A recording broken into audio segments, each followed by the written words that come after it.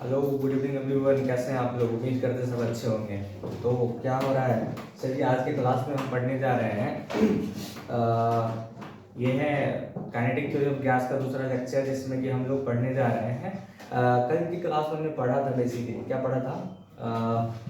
Root mean square velocity क्या होता है, एवरेज वेलोसिटी क्या होता है, मोस्ट प्रोबेबल वेलोसिटी क्या होता है, ये सब पढ़े थे हमने फार्मूला पढ़ा था। क्या पढ़ा था? हमने पढ़ा था, दिख रहा है? हमने पढ़ा था भी एवरेज का फार्मूला। क्या फार्मूला था? रूट अंडर 8 के T by pi M. M जहाँ पे क्या था? मास ऑफ गैस, है ना जी? मास ऑफ गैस की बात था। ये वाला फार्मूला पढ़ा था हमने। जानते हैं इस फार्मूला को हम एक और फार्मूला लिख सकते हैं। ये तो के फॉर्म में एक मॉलिक्यूल ऑफ गैस के जैसा दिया हुआ है, लेकिन हम चाहते हैं कि उसको कि अगर गैस का मोलर मास पता हो अपने को। क्या पता हो? मोलर मास अगर पता हो तो यही फार्मूला जानते हैं क्या हो सकता है? Root under 8 R T by pi M हो सकता है, जहाँ पे ये स्मॉल एम क्या था जी? मास ऑफ गैस। ठीक है। और what is the capital M? This is the molar mass. क्या कहते हैं इसको? मास और मोलर मास का डिफरेंस जानते हैं ना? मोलर मास क्या होता है ना? मोलर मास होता है sum of all the atomic masses. नहीं, ये हो गया जी, ये हो गया molar mass of gas. Clear पूरी बात है? जब आपको मोलर मास पता हो यहाँ पे, तो आप इसको निकाल सकते हैं यहाँ पे। ठीक है। आर का वैल्यू क्या होता है? 0.0821, है ना? जूल पर केल्विन होता है ना जी? 0.01 जूल पर सॉरी 0.821 होता है ना? पीवी इक्वल्स टू क्या होता है? एन आर टी होता है। आर का वैल्यू निकालना है, क्या हो जाएगा? ये होता है लीटर, होता है ना? एटमॉस्फेयर पर मोल। ये भी लिख सकते हैं हम, मोल इनवर्स हो जाएगा केल्विन इनवर्स। होगा कि नहीं होगा? दिस इज द वैल्यू है। अगर कभी आर का वैल्यू जो है आपको मान लो जूल में लिखना है, किस में लिखना है? जूल में दिया हुआ निकालना है एनर्जी के फॉर्म में, तो 8 पॉइंट क्या जी? 314, है ना? 8.314 से आपको जूल पर केल्विन के हिसाब से आपको लिखना है। नेक्स्ट टर्म है जी हमारा, अगर यही आर का वैल्यू अगर 2, है ना? 2 कैलोरी, है ना? यहाँ पे पर कैलोरी में, ऐसा टेम्परेचर में कैलोरी में अगर दिया रहेगा तो आर का वैल्यू ये पुट करना होता है। सिचुएशनल वैल्यू को आपको ये पुट करना होता है वैल्यू में, इसमें दिए गए वैल्यू में। ठीक है, ये वैल्यू आपको ध्यान रखिएगा, जहाँ पे आर का वैल्यू इतना होता है। ठीक है। अगर टेम्परेचर के फॉर्म में है, मतलब कि कैल्विन के फॉर्म में है, तो इस केस में आप लोग यहाँ पे ऐसे फार्मूला लगा सकते हैं। अगर एनर्जी के फॉर्म में है तो आर का वैल्यू ये डालना है। अगर वो कैलोरी के फॉर्म में पूछ रखा है तो ये 2 आर का वैल्यू 2 यूज करना है।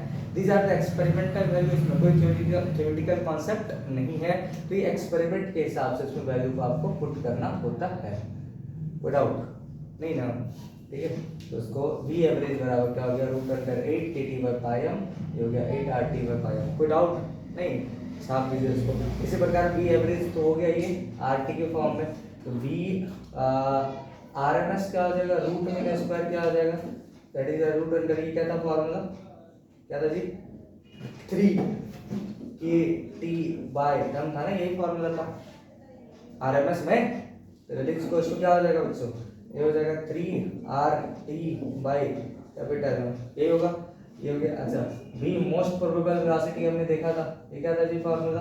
रूट अंडर 2 के टी बाई स्मॉल एम, ये आ जाएगा 2 R T by capital M. बार बार बोल रहा हूँ, एम क्या है? Molar mass. एम क्या है? मोलर मास है। ठीक है, मोलर मास। साथ दीजिए इसको। दिख रहा है क्या वीडियो में पूरा नीचे तक? ओके।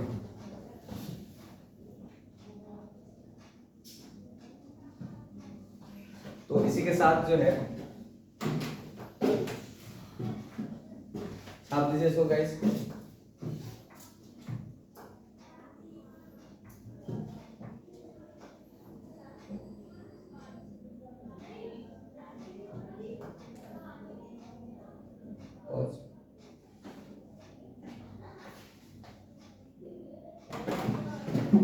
गाइस, नेक्स्ट टॉपिक है हमारा degree of freedom.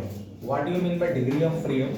Degree of freedom जो होता है the total number of independent coordinate, the total number of independent coordinates, coordinates मतलब एक्स एक्सिस, वाई एक्सिस और जेड एक्सिस, वो total number of independent coordinate which must be known to completely specify the position and configuration of dynamical system is known as degree of freedom। देखिए नाम से clear है degree of freedom, ये कह रहा है कि डिग्री ऑफ फ्रीडम जो होता है वो total number of independent coordinates होता है, total number of independent coordinates होता है। वो कोऑर्डिनेट्स हो सकता है काइनेटिक एनर्जी हो सकता है वो पोटेंशियल एनर्जी हो along the X axis, Y axis और जेड एक्सिस। आई बात समझ में? Along the X axis, Y axis और जेड एक्सिस हो सकता है काइनेटिक एनर्जी हो सकता है पोटेंशियल एनर्जी हो। Independent coordinate which must be known to completely specify, ये मस्ट बी नोन टू, ये इसलिए जाना जाता है completely specify the position and configuration of dynamic system, मतलब कि ये कंप्लीटली डिफाइंड है इसके लिए, पोजीशन के लिए और configuration of dynamic system. Configuration मतलब उसका स्ट्रक्चर, उसका स्ट्रक्चर कैसा है, डायनामिक सिस्टम मतलब जो सिस्टम मूव कर रहा है, जो सिस्टम मूव कर रहा है उसका स्ट्रक्चर क्या होगा, उसी को क्या कहते हैं जी, डिग्री ऑफ फ्रीडम कहते हैं। आसान भाषा में अगर समझाया जाए तो डिग्री ऑफ फ्रीडम जो होता है it is basically the sum of kinetic energy, sum of kinetic energy and potential energy along the X axis, Y axis and Z axis होता है। तो यहाँ पे इसी बात को समझना है। तो डिग्री ऑफ फ्रीडम जो है basically the number of independent coordinate, जो कोऑर्डिनेट किसी पे डिपेंड नहीं करता है, इंडिपेंडेंट होता है, which must be known to completely specify, जो इसलिए जाना जाता है कि जो वो कोई भी डायनामिक सिस्टम का पोजीशन और कॉन्फ़िगरेशन को बताता है। कोई भी डायनामिक सिस्टम, मूविंग सिस्टम का क्या बताता है, ये पोजीशन और कॉन्फ़िगरेशन को बताता है। कॉन्फ़िगरेशन समझ गए ना, उसके स्ट्रक्चर को, अरेंजमेंट को, किसको जी, अरेंजमेंट को एक्सप्लेन करता है, उसी को हम लोग क्या कहते हैं, डिग्री ऑफ फ्रीडम कहते हैं। बात समझ में आई? तो बेसिकली आसान भाषा में बोले तो ये total number of independent coordinate होता है जो पूरा का पूरा डायनामिक सिस्टम जो है उसके पोजीशन और कॉन्फ़िगरेशन को स्पेसिफाई करता है, यानी कि डिफाइन करता है, उसी को हम लोग क्या कहते हैं, डिग्री ऑफ फ्रीडम कहते हैं। कोई डाउट वाली बात नहीं होनी चाहिए। तो देखिए यहाँ पे देखिए डिग्री ऑफ फ्रीडम को जो हम डिनोट करते हैं, देखिए इसको हम आसान में लिखेंगे degree of freedom, DOF is denoted as, degree of freedom is denoted as, F से डिनोट करते हैं उसको, किससे, F से डिनोट करते हैं, that is known as a small f, किससे जी, स्मॉल f से डिनोट करते हैं। ठीक है, यहाँ पे तो देखिए, तो कुछ नोट करके बात को लिखना है आपको, कुछ नोट करके बात करके लिखना है। Maximum translational, maximum possible translational degree of freedom जो होता है, मैक्सिमम पॉसिबल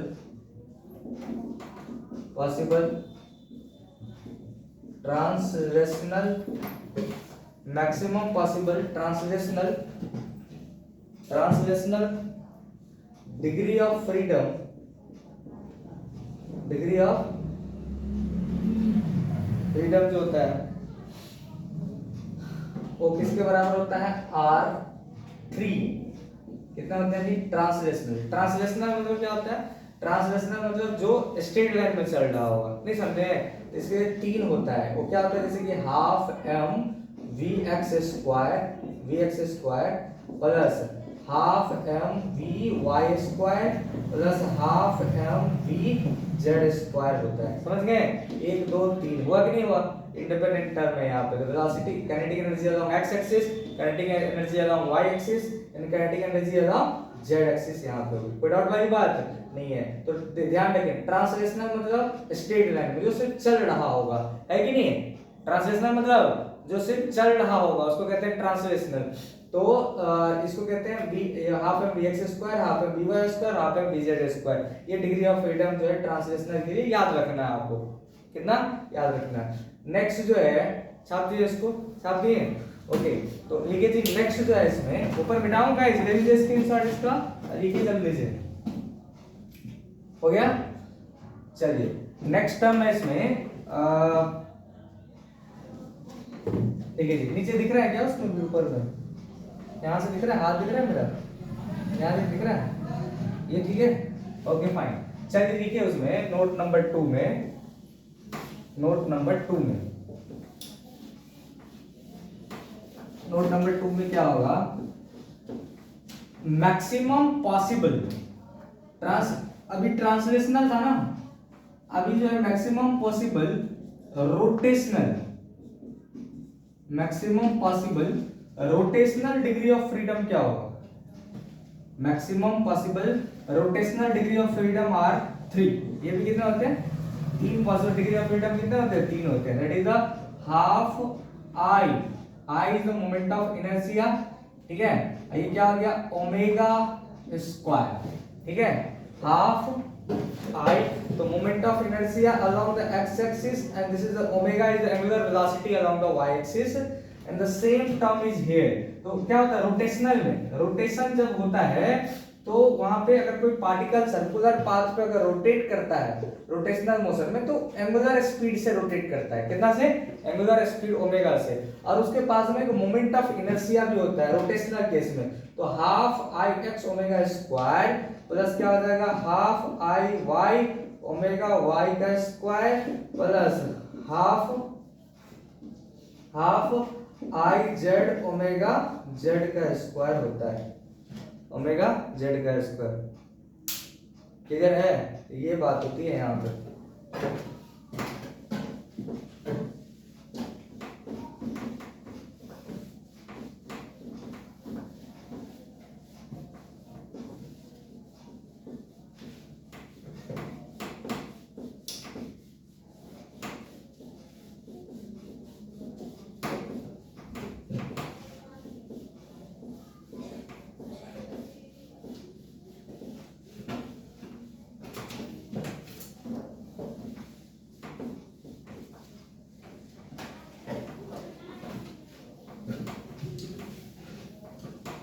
हो गया, ध्यान रखिएगा इसको।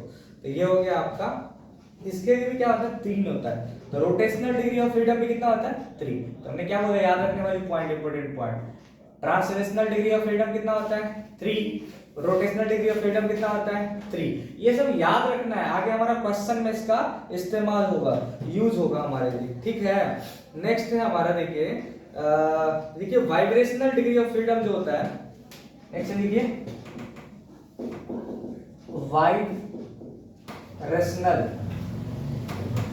Vibrational degree of freedom, vibrational degree of freedom जो होता है वो 2 के बराबर होता है, क्या क्या, 2 के बराबर। एक होता है काइनेटिक एनर्जी और दूसरा होता है पोटेंशियल एनर्जी, ठीक है।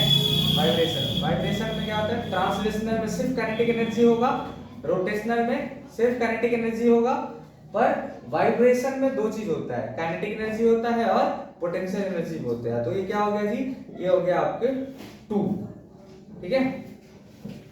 तो kinetic energy of the vibration plus potential energy of the vibration, ठीक है। देखिए नोट जो है, फॉर मोनो एटॉमिक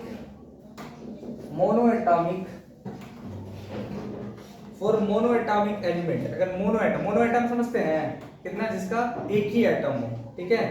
तो इसके लिए देखिए मोनोटॉमिक के लिए ऑल इनर्ट गैस,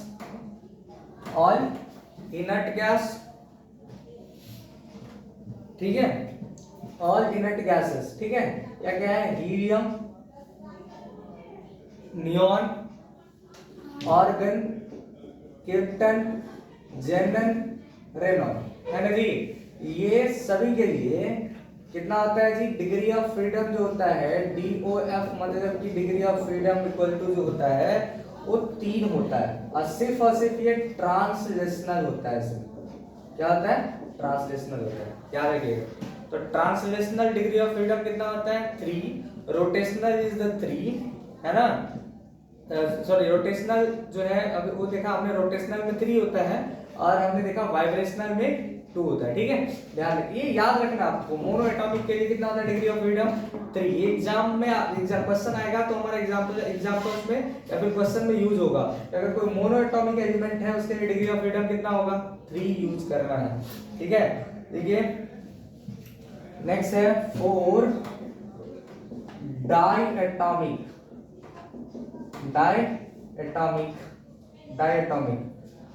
डायटॉमिक के लिए O2 N2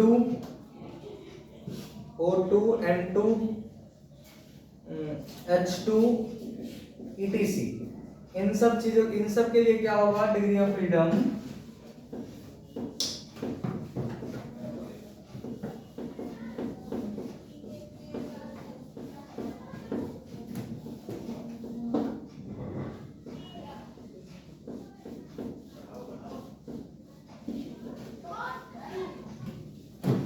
इन सब के लिए क्या होगा डिग्री ऑफ फ्रीडम 5 होता है। F इक्वल्स टू क्या होता है 5। ठीक है, 5 में 3 जो होता है वो ट्रांसलेशनल होता है। ठीक है, अब प्लस 2 जो होता है वो रोटेशनल होता है। 5 में F इक्वल्स टू 5 में 3 ट्रांसलेशनल है और 2 रोटेशनल होता है। ठीक है, F is equals to 5, 3 is a translational and 2 is the rotational। कोई डाउट आपको है क्या?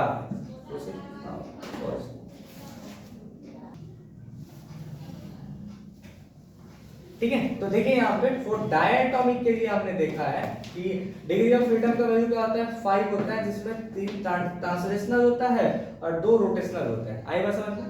कभी कभी ये डिग्री ऑफ फ्रीडम टेम्परेचर पे भी डिपेंड करता है। किस पे डिपेंड करता है? टेम्परेचर पे डिपेंड करता है। तो यहाँ पे अभी दिखा रहा है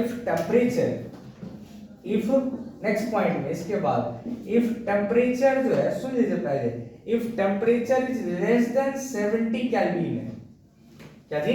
if temperature is less than 70 kelvin मतलब कि 70 केल्विन से नीचे का टेम्परेचर होगा फॉर किसके लिए? फॉर डायटॉमिक मॉलिक्यूल के लिए, डायटॉमिक मॉलिक्यूल्स के लिए if temperature is less than 70 kelvin for diatomic molecules, diatomic molecules के लिए तो क्या करेंगे अपन? If temperature is less than 70 kelvin for diatomic molecules तो उसके लिए जो डिग्री ऑफ फ्रीडम हो जाता है F का वैल्यू जो हो जाता है वो 3 के इक्वल होता है। किसके इक्वल? 3 के इक्वल होगा। अगर टेम्परेचर क्या जी? इफ टेम्परेचर यहाँ पे दिख रहा है इसे नीचे, हाँ छाप दीजिए इसको, पहले छापिए अपोजिट, हाँ लिख दीजिए इसको गाइस। तो अभी हमने क्या देखा? अगर टेम्परेचर 70 केल्विन से नीचे है, 70 केल्विन से नीचे है तो डिग्री ऑफ फ्रीडम कितना हो जाता है? 3 होता है। इफ टेम्परेचर जो है lies between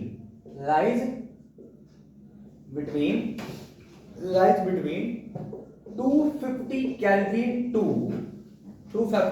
kelvin to 5000 Kelvin, यानी कि टेम्परेचर का वैल्यू कहां से 250 केल्विन से अगर 5000 केल्विन टेम्परेचर के बीच में होता है तो डिग्री ऑफ फ्रीडम का जो वैल्यू है that is F is equal to जो होता है वो 5 के इक्वल होता है। ठीक है, ये सारे एक्सपेरिमेंटल है गाइस, याद रखना आपको।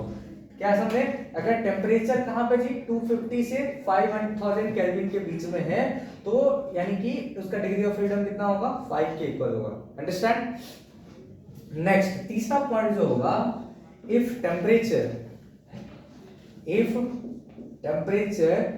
इज ग्रेटर देन 5000 केल्विन, कितना?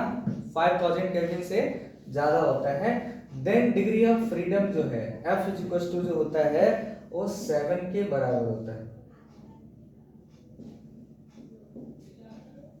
F इक्वल टू क्या होता है? 7 के इक्वल होता है। समझे? डिग्री ऑफ फ्रीडम कितना होता है? 7 होता है। याद रखिएगा इसको। ठीक है,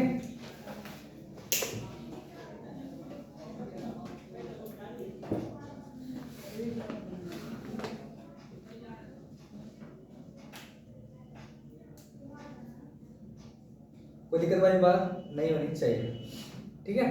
सो नेक्स्ट है मैक्सवेल लॉ ऑफ, ये लिख के नहीं आता एडिंग दीजिए, इंटरनल एनर्जी। क्या जी? इंटरनल एनर्जी बहुत ही वीवीआई कॉन्सेप्ट है, इंटरनल एनर्जी। इसको कैपिटल यू से डिनोट करते हैं, समटाइम्स ये ई से भी डिनोट किया जाता है, ठीक है, ये कैपिटल ई से। ओके, केमिस्ट्री में भी आप पढ़े होंगे उसको, internal energy. What do you mean by internal energy? What do you mean by internal energy? Internal energy क्या चीज है भाई? इंटरनल एनर्जी क्या चीज है? सो इंटरनल एनर्जी जो है basically, what is the internal energy? आसान भाषा में बोला जाए तो इंटरनल एनर्जी का मतलब होता है it is sum of all type of energy, sum of all type of energy, या बोला जाए तो sum of kinetic energy plus potential energy, sum of kinetic energy and potential energy. तो व्हाट इज इंटरनल एनर्जी? कोई पूछेगा internal energy क्या होता है किसी भी सिस्टम का, तो इंटरनल एनर्जी जो होता है sum of the kinetic energy and potential energy. लिखिए इस बात को, देखिए the internal energy is the internal energy is sum of kinetic energy and potential energy, sum of kinetic energy and potential energy of gas molecule, gas molecule. याद रहेगा, देखिए it is denoted as U, it is denoted as U.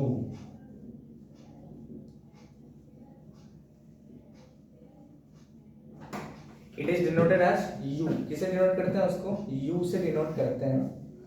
It is denoted as you,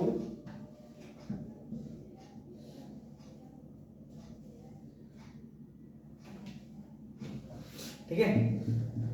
एक point है, internal energy जो होता है वो function होता है टेम्परेचर और वॉल्यूम का। किसका जी? इंटरनल एनर्जी जो होता है, अभी आगे डिस्कस करेंगे हम लोग। इंटरनल एनर्जी क्या होता है जी? फंक्शन होता है टेम्परेचर और वॉल्यूम का। It means internal energy depends on the temperature and volume, depends on the temperature and volume. देखिए जी, internal energy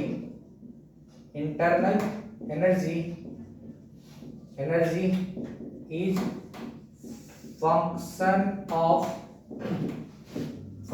of temperature and volume, यानी कि U is the function of temperature comma volume। समझ गए? U किसका function है जी? ये function होता है, यानी कि बोला जाए तो function of temperature comma volume. It means the internal energy depends on the temperature and volume. Internal energy किस पे डिपेंड करता है? टेम्परेचर और वॉल्यूम पर डिपेंड करता है, ठीक है। कोई दिक्कत वाली बात नहीं होना चाहिए। So basically in case of ideal gas, in case of, अभी लिखना नहीं है, सुन लीजिए बात को बस। In case of ideal gas, हमने बताया था ना आइडियल गैस और रियल गैस। क्या होता है आइडियल गैस? बोलिए। Okay, pause. तो गाइस अभी एक टर्म है यहाँ पे, आइडियल गैस और real gas. What do you mean by ideal gas? Ideal gas क्या होता है? गैस बेसिकली दो टाइप के होते हैं, आइडियल गैस और रियल गैस होता है। आइडियल गैस किसको कहते हैं? ऐसा गैस जो लो प्रेशर और हाई टेम्परेचर पे एग्जिस्ट करता है, उसको कहते हैं आइडियल गैस। रियल गैस क्या होता है? जो हाई प्रेशर और लो टेम्परेचर पे एग्जिस्ट करता है, उसको कहते हैं रियल गैस। आइडियल गैस जो एटमॉस्फेयर में पाया जाता है, जैसे ऑक्सीजन है, नाइट्रोजन है ना, ये सब जो है एटमॉस्फेयर में पाया जाता है। कार्बन डाइऑक्साइड जो भी हम छोड़ रहे हैं, ये सब जो है ऑक्सीजन ले रहे हैं, ये सब कौन सा गैस है? आइडियल गैस है, लो प्रेशर और हाई टेम्परेचर में। जिसको हम एग्जांपल से समझ सकते हैं, जैसे कि अभी मुंह से भाप को निकालिए तो देखिए वहां पे ये गर्म हवा आती है अपने को, है कि नहीं? इट मींस इसका जो गैस है, इसका टेम्परेचर ज्यादा है और प्रेशर कम है। क्यों प्रेशर कम है? इस गैस को पकड़ करके हम किसी सिलेंडर में नहीं रख सकते हैं उसको, है कि नहीं? अगर ये और यही गैस को अगर हाई प्रेशर पे हम किसी सिलेंडर में स्टोर कर सकते हैं तो वो गैस आपका रियल गैस कहलाता है। मतलब कि हाई प्रेशर पे आप गैस को लिक्विफाई कर देते हैं और वो रियल बन जाता है। क्या बन जाता है? रियल बन जाता है। तो रियल गैस का मतलब होता है the gas having the exist at the high pressure and low temperature, that is known as the real gas, and the ideal gas is the exist at the low pressure and high temperature। आई बात समझ में? ये चीज था हमारा। तो कोई भी आइडियल गैस के लिए, कोई भी आइडियल गैस के लिए अगर बोला जाए तो इंटरमॉलिक्यूलर फोर्स कितना होता है? 0 होता है। इंटरमॉलिक्यूलर फोर्स 0 होता है। इंटरमॉलिक्यूलर फोर्स 0 होने के वजह से क्या हो जाता है? उसका पोटेंशियल एनर्जी भी 0 हो जाता है। क्या बोला हमने? For ideal gas the intermolecular force is 0 so that its potential energy is also equal to 0। जब पोटेंशियल एनर्जी 0 हो जाता है तो हम जानते हैं पोटेंशियल एनर्जी क्या होता है जी? पोटेंशियल एनर्जी होता है rate of change of force. Force क्या होता है? What is the force? Rate of change of potential energy, rate of change of potential energy. अगर पोटेंशियल एनर्जी 0 हो गया तो उसमें फोर्स भी 0 हो जाएगा, और फोर्स भी 0 हो गया इसका मतलब इंटरनल सिस्टम में जो होता है ओनली सिर्फ और सिर्फ काइनेटिक एनर्जी एग्जिस्ट करता है। क्या करता है जी? सिर्फ और सिर्फ काइनेटिक एनर्जी एग्जिस्ट करता है। और काइनेटिक एनर्जी एग्जिस्ट करने के लिए सिर्फ और सिर्फ जो है उसमें वो एब्सोल्यूट टेम्परेचर पे डिपेंड करता है, वॉल्यूम पे डिपेंड नहीं करता है। समझ गए बात को? तो आइडियल गैस के केस में जो है जो internal energy only depends on the absolute temperature. Absolute temperature means temperature in kelvin, temperature in kelvin. Absolute temperature means the temperature in kelvin. Understand? तो हमने क्या कांसेप्ट बोला यहाँ पे कि for the ideal gas, for ideal gas internal energy only depends on the absolute temperature, not on the volume। किस पे depend नहीं करता है? वॉल्यूम पे डिपेंड नहीं करता। लिख लीजिए इस बात को गाइस, देखिए देखिए internal energy for ideal gas, internal energy for ideal gas, for ideal gas, internal energy for ideal gas does not depends on the does not depends on the ठीक है, does not depends on the volume, does not depends on the volume, it only depends on the absolute temperature। It's only, if you fast, it only depends on the absolute temperature, it only depends on the absolute temperature।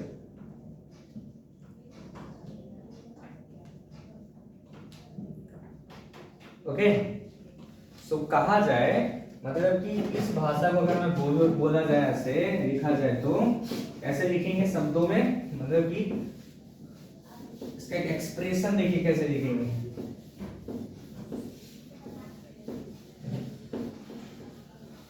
So internal energy जो हो गया, internal energy is a function of only temperature, only temperature. तो यहाँ पे लिखेंगे हम for ideal gas, for ideal gas, for ideal gas, किसके लिए जी? आइडियल गैस के लिए जो इंटरनल एनर्जी का जो फॉर्मूला होता है वो होता है 1/2 nRT, 1/2 nRT होता है। ये किसके लिए जी? ये है आपका n मोल गैस के लिए। किसके लिए जी? n मोल गैस के लिए। अगर if degree of freedom is associated, अगर इसमें क्या है जी? अगर इसमें डिग्री ऑफ फ्रीडम है, अगर डिग्री ऑफ फ्रीडम अगर एसोसिएट है तो इस केस में इंटरनल एनर्जी का जो फॉर्मूला हो जाएगा that is F/2 sorry nRT के बराबर होगा कि नहीं होगा? This is the formula. देखो ना, ये हो जाएगा F से मल्टीप्लाई हो जाता है। F यहाँ पे क्या है जी? Degree of freedom. F क्या है जी? वेयर F क्या है जी? Degree of freedom, degree of freedom. पक्का? अगर देखें यहाँ पे नाउ फॉर, अभी ये तो n मॉलिक्यूल ऑफ गैस के लिए था। अभी अगर मैं बात करूं तो for 1 molecule of gas, for 1 molecule of gas, तो यहाँ पे nR का वैल्यू किसके इक्वल हो जाएगा? K के इक्वल हो जाएगा। किसके इक्वल हो जाएगा? K के। दिख रहा है ना वीडियो में? तो ये जो क्या देखिए इंटरनल एनर्जी का फॉर्मूला आ गया, तो देखिए यहाँ पे ये आ गया F/2 nr का वैल्यू kT होगा कि नहीं होगा। So this value is equal to F/2 kT के इक्वल हो गया, F/2 kT के इक्वल हो गया। अब kT को ही तो हम लोग कहते हैं PV, क्या कहते हैं जी, PV कहते हैं। तो एक फॉर्मूला और आ गया देखिए यहाँ से, तो F/2 और ये हो गया PV, F/2 और ये हो गया PV। देखिए देखिए यहाँ पे इंटरनल एनर्जी यहाँ पे से देखो, यहाँ पे वॉल्यूम टेम्परेचर के प्रोपोर्शनल है कि नहीं है, तो यही चीज हो गया, दिख रहा है ना ऊपर, कोई डाउट नहीं होनी चाहिए। तो ये हो गया आपका इंटरनल एनर्जी का फॉर्मूला। अलग अलग गैस के लिए, अलग अलग केस के लिए F का वैल्यू चेंज हो जाएगा, F का वैल्यू चेंज हो जाएगा तो इंटरनल एनर्जी का भी वैल्यू बदल जाएगा। K जहाँ पे क्या है, बोल्ट्जमैन कांस्टेंट है, लास्ट क्लास में हमने बताया था 1.38 × 10⁻³ जूल पर केल्विन होता है, इसको आपको याद रखना है। कोई डाउट वाली बात नहीं होनी चाहिए, छाप दीजिए इसको and pause it.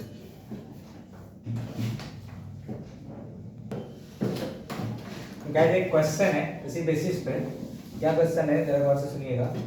A light container, container मतलब cylinder, having a diatomic gas, एक डायटोमिक गैस है, enclose with moving with velocity v, gas कितना से मूव कर रहा है, v वेलोसिटी से मूव कर रहा है।